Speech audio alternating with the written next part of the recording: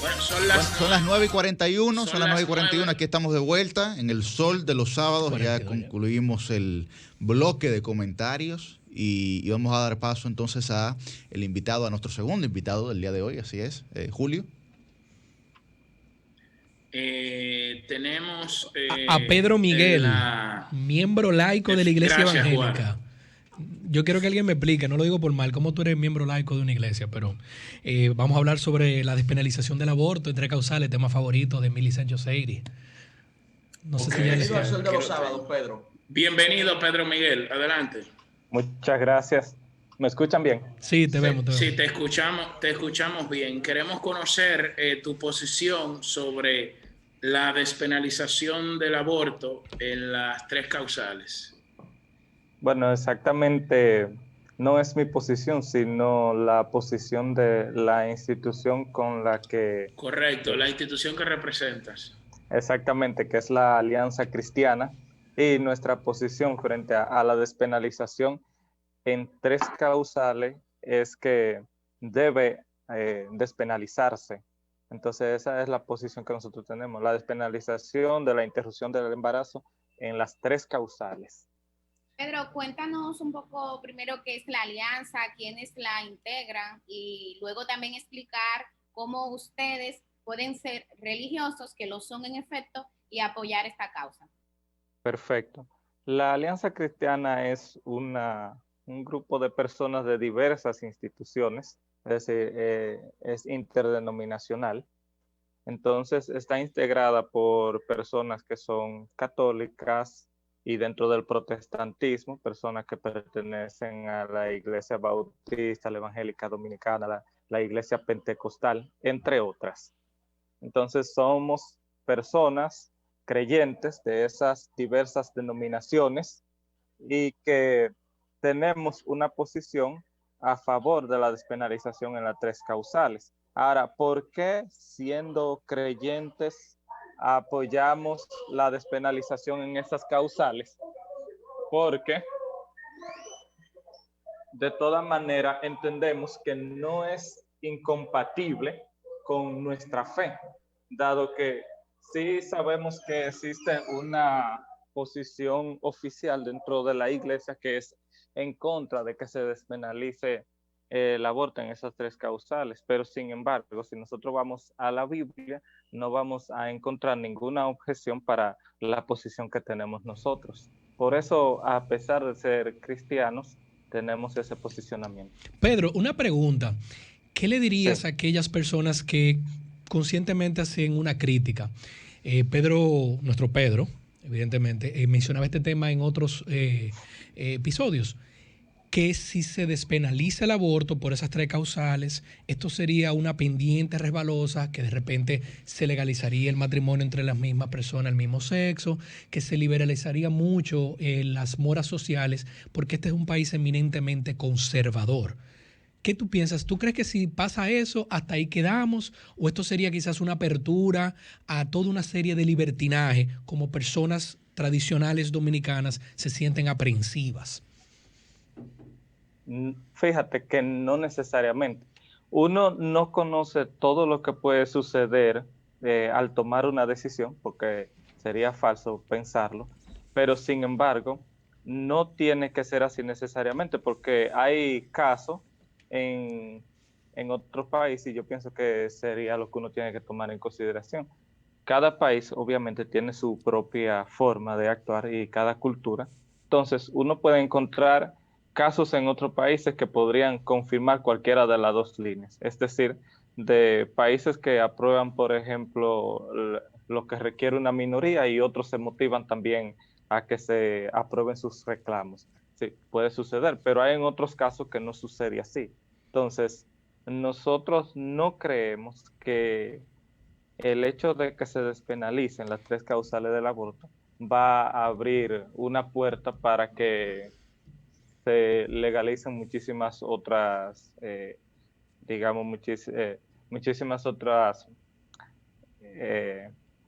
bueno, de los reclamos sociales que hay en diversos grupos. No necesariamente, no tiene por qué suceder así.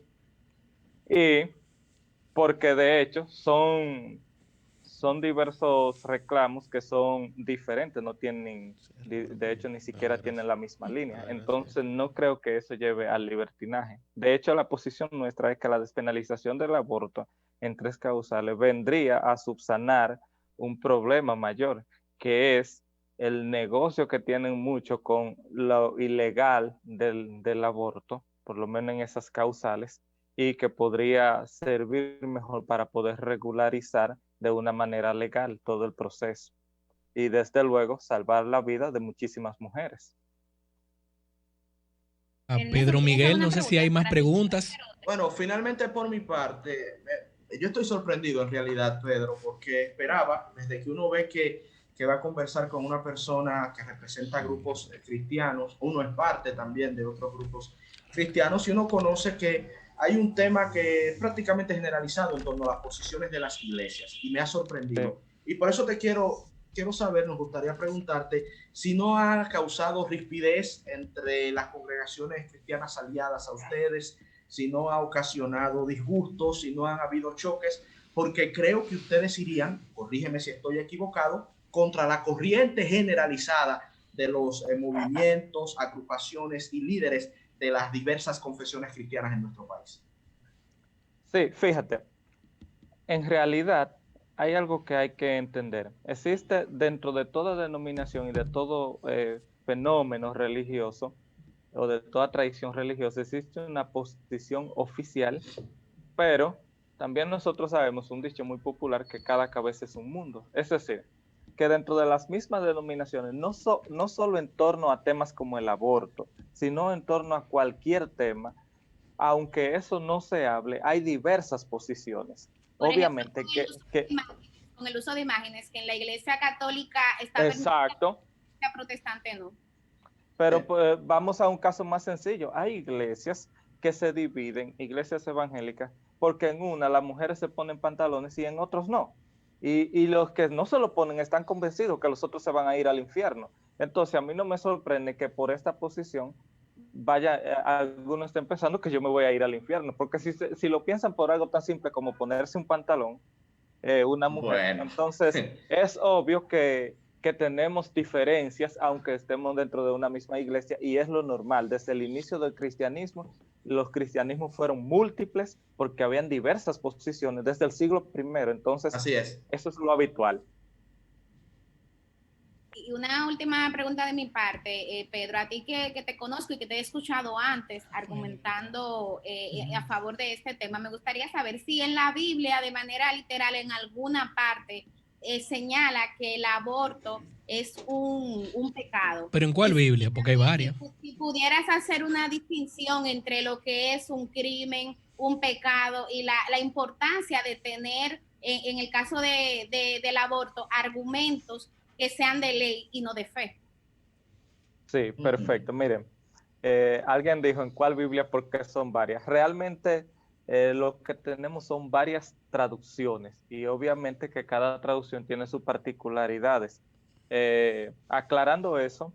No, disculpa, no sí traducciones, hay varias Biblias. Mi familia materna es judía, es una Biblia, lo que ustedes llaman el Viejo Testamento.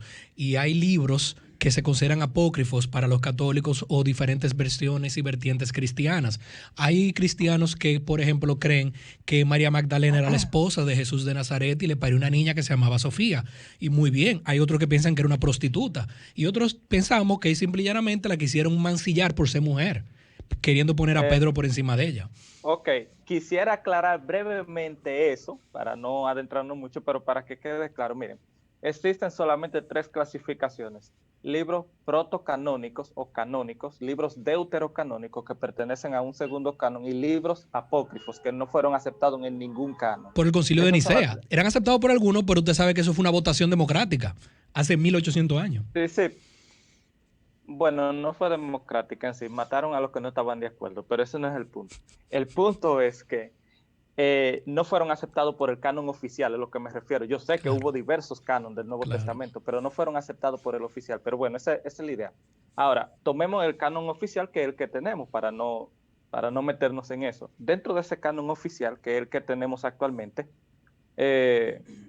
no hay ningún texto que hable en contra del aborto, ni a favor, porque no es un tema que en ese tiempo fuera, digamos, el concepto no existía en ese momento y la visión de la niñez o del feto era muy diferente a la que tenemos hoy. Habría que analizar esas diferencias culturales y temporales para uno poder ser justo.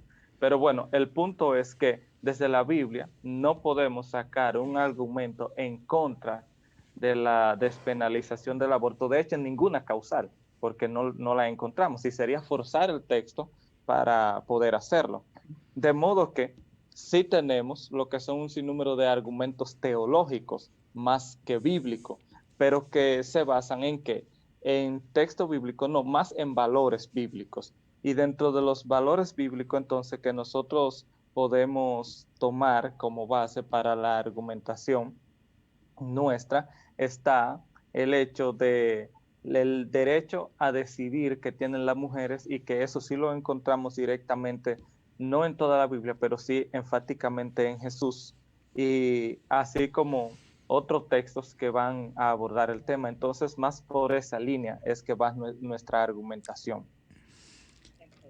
Bueno, Yuri o Guarocuya, que despida a nuestro invitado. Bueno, no, muchísimas gracias Pedro a Pedro Miguel por las aseveraciones que ha hecho desde la iglesia, pero a favor de una causa justa y en favor de los derechos humanos y los derechos de las mujeres. Muchísimas gracias, Pedro Miguel. Gracias a ustedes. Pues bueno, ahora en breve, en 2 minutitos, 3 minutitos, vamos a tomar un par de llamadas, JM, muy breve. Vamos a lanzar el bombe. Comunícate 809-540-1065.